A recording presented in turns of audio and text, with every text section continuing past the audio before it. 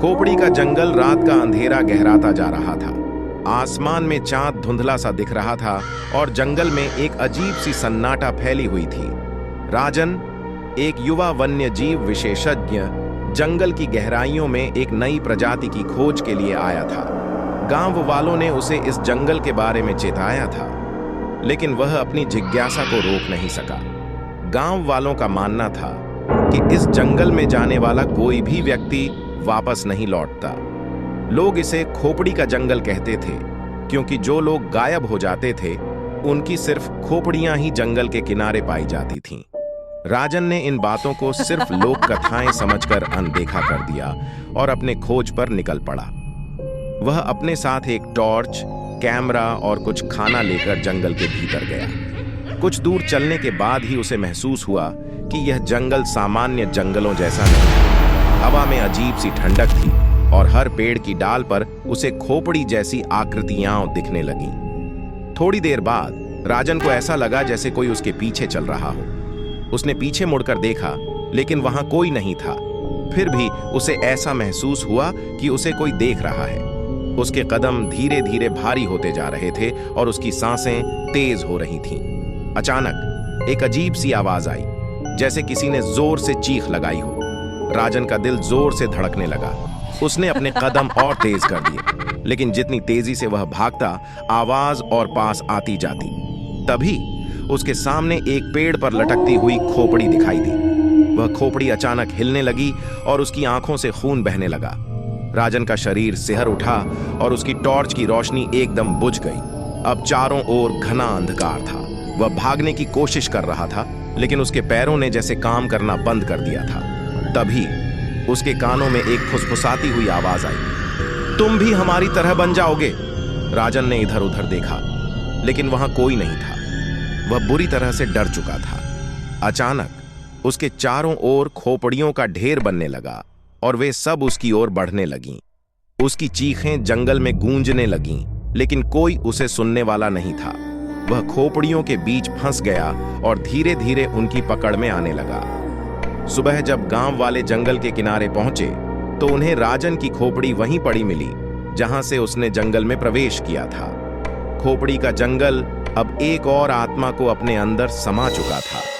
राजन की खोपड़ी मिलने के बाद गांव में भय और आतंक फैल गया। कोई भी उस जंगल के आसपास जाने की हिम्मत नहीं कर रहा था। गांव के बुजुर्गों ने सलाह दी कि जंगल के अंदर कोई प्राचीन शाप या आत्माएं बसती हैं, जो हर इंसान की आत्मा को निगल जाती है। लेकिन गांव का एक युवक अर्जुन, जिसे राजन का बचपन का दोस्त था, ने ठान लिया कि वह इस रहस्य को सुलझाएगा। उसे विश्वास नहीं था कि कोई शाप या आत्माएं इस सब के पीछे हो सकती हैं। वह इस बात को समझ नहीं पा रहा था कि आखिर राजन जैसे होशियार व्यक्ति के साथ ऐसा कैसे हुआ। उसने ठान लिया कि वह अपने दोस्त के साथ हुए इस रहस्य को सुलझाने जंगल जाएगा, चाहे कुछ भी हो। रात होने पर अर्जुन ने अपने बैग में कुछ आवश्यक सामान डाला, एक तेज धार वाला चाकू, एक मजबूत रस्सी और कुछ टॉर्च। वह जानता था कि यह यात्रा खतरनाक होगी, लेकिन उसे डर नहीं था। जैसे ही वह जंगल में प्रवेश करता है, ठंडी हवा का झोंका उसे छूता है। आसमान में काले बादल उमड़ रहे थे और जंगल में गहरी खामोशी थी। कुछ ही दूरी चलने के बाद अर्जुन को वैसा ही महसूस हुआ जैसा राजन ने किया था, जैसे कोई उसे देख रहा हो। उसे भी पेड़ों की डालियों पर खोपड़ियां दिखाई देने लगीं, लेकिन उसने इसे सिर्फ भ्रम समझा। वह लगातार आगे बढ़ता गया, कदमों में डर को दबाते हुए। रास्ते में उसे राजन की टॉर्च पड़ी मिली, जो आधी टूटी हुई थी। अर्जुन का दिल तेजी से धड़कने लगा, लेकिन उसने खुद को संभाला। अचानक उसे किसी के फुसफुसाने की आवाज सुनाई दी, बिल्कुल वही आवाज जो राजन ने सुनी थी। तुम भी हमारी तरह बन जाओगे। अर्जुन ने तेजी से इधर उधर देखा, लेकिन वहां कोई नहीं था। उसने अपनी टॉर्च की रोशनी और तेज कर दी और आगे बढ़ता गया। कुछ देर चलने के बाद उसे एक पुरानी टूटी फूटी मंदिर की तरह की संरचना दिखाई दी। इस मंदिर के चारों ओर खोपड़ियों के ढेर लगे हुए थे और अंदर से हल्की नीली रोशनी आ रही थी। अर्जुन ने हिम्मत जुटाकर उस मंदिर के अंदर कदम रखा। वहां एक विशाल खोपड़ी का चित्र बना हुआ था और उसके सामने एक पुराना ताबूत पड़ा था। ताबूत पर किसी अज्ञात भाषा में कुछ लिखा हुआ था। अर्जुन को लगा कि शायद यही इस रहस्य की जड़ है। तभी एक तेज हवा का झोंका आया और ताबूत का ढक्कन खुद ब खुद खुल गया। अंदर से एक अजीबोगरीब आकृति निकलने लगी, कंकाल से ढकी एक भूतिया आकृति जिसकी आंखों से नीली रोशनी निकल रही थी। उसने अर्जुन की ओर देखा और कहा, तुम भी हमारी तरह बन जाओगे। अर्जुन ने अपने चाकू को कसकर पकड़ा, लेकिन उसकी ताकत धीरे धीरे खत्म हो रही थी। वह आकृति उसकी ओर बढ़ी और उसके चारों ओर खोपड़ियों का ढेर बनने लगा। अर्जुन को समझ में आ गया था कि यह जंगल केवल एक शापित आत्माओं का निवास स्थान नहीं था, बल्कि यहां कुछ और भी था। एक प्राचीन और भयानक शक्ति जो सभी को अपनी गिरफ्त में ले रही थी। अर्जुन की चीखें भी जंगल में गूंज उठीं और वह खोपड़ियों के बीच समा गया। अगले दिन गांव वालों ने अर्जुन की भी खोपड़ी जंगल के किनारे पाई। अब यह स्पष्ट था कि खोपड़ी का जंगल केवल एक डरावनी कहानी नहीं, बल्कि एक भयानक सच्चाई थी। गांव के लोग अब इस जंगल से दूर रहने लगे और खोपड़ियों का ढेर हर दिन बढ़ता जा रहा था। खोपड़ी का जंगल अब और भी खतरनाक हो गया था और उसकी भूख कभी खत्म नहीं होने वाली थी। अर्जुन की भी खोपड़ी मिलने के बाद गांव में दहशत अपने चरम पर पहुंच गई थी। कोई भी उस जंगल की ओर जाने का साहस नहीं कर रहा था। गांव के बड़े बुजुर्गों ने सलाह दी कि जंगल में जाने पर पाबंदी लगा दी जाए और गांव के चारों ओर सुरक्षा के उपाय किए जाएं। लेकिन यह समस्या का समाधान नहीं था। खोपड़ी का जंगल अब धीरे धीरे गांव के और करीब आने लगा था। गांव के लोगों ने महसूस किया कि वे अब भी सुरक्षित नहीं हैं। इसी बीच गांव के एक बुजुर्ग महादेव बाबा ने अपनी चुप्पी तोड़ी। उन्होंने बताया कि कई साल पहले इस जंगल में एक शक्तिशाली तांत्रिक रहा करता था जो अमृतत्व प्राप्त करने के लिए काले जादू का अभ्यास करता था। उसने सैकड़ों निर्दोष लोगों की बलि दी और उनकी खोपड़ियों को अपनी शक्ति का स्रोत बनाया। परंतु उसके इस अभिशाप को तोड़ने के लिए गांव के संतों ने उसे एक ताबूत में कैद कर दिया था। वह ताबूत कभी नहीं खुलना चाहिए था, लेकिन अब यह शाप फिर से जागृत हो चुका है। महादेव बाबा ने कहा कि इस अभिशाप को खत्म करने का सिर्फ एक ही तरीका है, ताबूत को फिर से बंद करके उसमें शुद्ध अग्नि का संचार करना। लेकिन इसके लिए किसी को उस जंगल में जाना होगा और ताबूत के पास जाकर यह प्रक्रिया पूरी करनी होगी।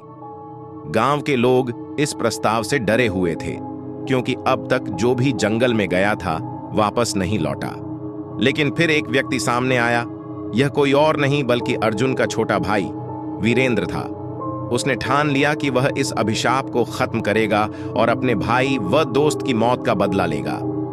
महादेव बाबा ने उसे मंत्र और शुद्ध अग्नि के साथ एक छोटी सी दीपक दी, जिसे ताबूत के पास जाकर जलाना था। रात के समय वीरेंद्र जंगल की ओर निकल पड़ा। उसका दिल तेजी से धड़क रहा था, लेकिन उसके कदम दृढ़ थे। जंगल में प्रवेश करते ही उसे वहीं ठंडी और भयानक हवा महसूस हुई। हर पेड़ की डाल पर खोपड़ियों की गिनती और बढ़ गई थी और उन खोपड़ियों की आंखों से एक अजीब सी चमक निकल रही थी। वीरेंद्र जैसे जैसे अंदर बढ़ता गया, उसे अपने भाई अर्जुन और राजन की चीखें सुनाई देने लगीं, जैसे वे उसे पुकार रहे हों। लेकिन उसने अपनी हिम्मत नहीं खोई और सीधे ताबूत वाली जगह की ओर बढ़ा। अंततः वह उसी प्राचीन मंदिर के पास पहुंचा जहां ताबूत रखा हुआ था। ताबूत खुला हुआ था और उसमें से वही भयानक आकृति निकली जिसने अर्जुन और राजन को निगल लिया था। वह आकृति वीरेंद्र की ओर बढ़ने लगी, लेकिन वीरेंद्र ने महादेव बाबा द्वारा दिए गए मंत्रों को याद करते हुए दीपक जलाया और ताबूत के पास रख दिया। जैसे ही दीपक का प्रकाश ताबूत पर पड़ा, आकृति जोर से चिल्लाने लगी। चारों ओर की खोपड़ियां हिलने लगीं और एक भयानक चीख जंगल में गूंजने लगी। वीरेंद्र ने बिना समय गंवाए मंत्र का जाप शुरू कर दिया। ताबूत से एक नीली आग निकलने लगी और धीरे धीरे आकृति को निगलने लगी। जंगल के सभी खोपड़ियों से एक के बाद एक तेज रोशनी निकलने लगी और वे सभी जमीन पर गिरकर टूटने लगीं। वीरेंद्र ने अपनी आंखों से देखा कि वह प्राचीन तांत्रिक अब आग में समा गया था और उसके साथ ही जंगल का अभिशाप खत्म हो रहा था। अगली सुबह गांव वालों ने देखा कि जंगल फिर से सामान्य हो गया था। न कोई खोपड़ी, न कोई भयानक आवाजें। वीरेंद्र जब वापस आया तो गांव वालों ने उसका स्वागत किया और उसे सम्मान दिया। महादेव बाबा ने उसे बताया कि वीरेंद्र ने न केवल अपने भाई और दोस्तों की आत्माओं को मुक्त किया। आपको यह कहानी कैसी लगी कमेंट बॉक्स में जरूर से बताएं। ऐसे ही और कहानियों के लिए वीडियो को लाइक और चैनल को सब्सक्राइब जरूर से करें। धन्यवाद।